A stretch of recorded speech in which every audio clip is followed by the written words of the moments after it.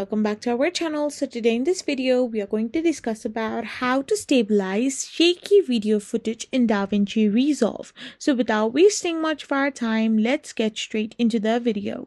So if you want to stabilize shaky video in DaVinci Resolve, all you can do is simply go to a web browser. Once you're in a web browser, all you gotta do is simply type in DaVinci Resolve. Once you simply type in DaVinci Resolve, you need to simply go and log in into your account. Now you need to use the inspector on the edit page or a tracker in the color page to find stabilization settings. You need to select the mode like perspective, similarity, translation, and enable camera lock if needed. Now you need to hit the stabilize button, adjusting your smooth crop as per required for the best result. This process analyzes motion and applies corrective adjustment, often involving a slight room to hide improvement or movement. So this is how you can simply stabilize shaky video footage in your DaVinci Resolve.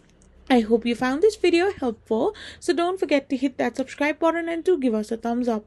We will be back again with more informative videos. Thank you for watching.